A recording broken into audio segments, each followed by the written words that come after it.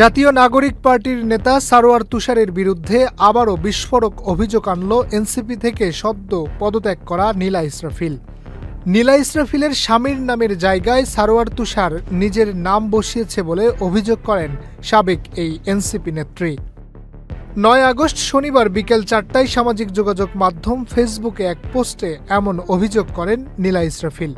Facebook পোস্টে তিনি লেখেন, আমি নীলা ইসরাফিল, ওই দিন আমি ঢাকা মেডিকেল কলেজ হাসপাতালে ভর্তি ছিলাম, সম্পূর্ণ অজ্ঞান অবস্থায়। আমার নিজের নাম, পরিচয়, জীবনের সিদ্ধান্ত সবকিছুর ওপর তখন আমার কোনো নিয়ন্ত্রণ ছিল না। আর ঠিক সেই সুযোগেই সারোয়ার তুষার আমার স্বামীর নামের জায়গায় নিজের নাম বসিয়ে দিয়েছে। এটা কোনো ভুল নয়, এটা আইনগতভাবে জালিয়াতি। নীলা ইসরাফিল লেখেন, বাংলাদেশ দণ্ডবিধির ৪৬৮ ও ৪৭১ ধারায় স্পষ্টভাবে বলা আছে, প্রমাণ হিসেবে ব্যবহারযোগ্য নথি মিথ্যা তথ্য দিয়ে তৈরি করা এবং তা ব্যবহার করা শাস্তিযোগ্য অপরাধ। এছাড়া বাংলাদেশের তথ্য ও যোগাযোগ প্রযুক্তি আইনে অনুমতি ছাড়া কারো ব্যক্তিগত তথ্য পরিবর্তন করাও অপরাধ। নীলা ইসরাফিল লেখেন, আমার অনুমতি ছাড়া পারিবারিক পরিচয় বিকৃত করা মানে শুধু আমার সামাজিক সম্মানকে আঘাত করা নয়, এটা আমার মানবাধিকার লঙ্ঘন।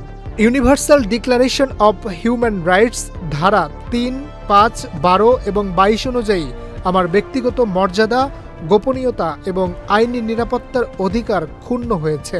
হাসপাতালের নথিতে এই ভুয়া তথ্য ভবিষ্যতে আমার বিরুদ্ধে ব্যবহার হতে পারে, আমার সামাজিক ও আইনগত নিরাপত্তাকে হুমকির মুখে ফেলতে পারে। তবে নীলা ইসরাফিলের এমন অভিযোগে মুখ খুলেছেন এনসিপি নেতা সারোয়ার তুষার। তুষার বলেন, এই ভর্তি ফরমে কি লেখা হচ্ছে তা তখন খেয়াল করি নাই, সেই সুযোগ ছিল না। ফর্ম ইন্টার্ন ডাক্তাররাই পূরণ করেছেন। এখন দেখা যাচ্ছে এটা সোশ্যাল মিডিয়ায় উদ্দেশ্য প্রণোদিতভাবে সার্কুলেট করা হচ্ছে। আমি কি পাগল উল্লেখ করে এনসিপির এই নেতা বলেন, হাসপাতালের ভর্তি ফর্মের ফর্মালিটিজের কথা আপনারা সবাই জানেন।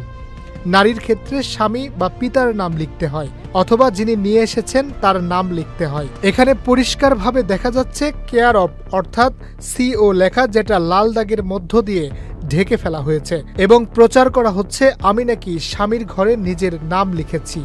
সবশেষে তুষার লেখেন, এসব প্রতারণা ও বাটপাড়ি বন্ধ করতে হবে। এর আগে এনসিপি নেতা সারোয়ার তুষারের বিরুদ্ধে যৌন হয়রানির অভিযোগ তোলেন নীলা ইসরাফিল। এই সংক্রান্ত একটি অডিও ভাইরাল হয় সামাজিক যোগাযোগ মাধ্যমে। সেখানে নীলাকে কুপ্রস্তাব দেন বলেও অভিযোগ করেন নীলা ইসরাফিল। Harunur Rashid, channel I.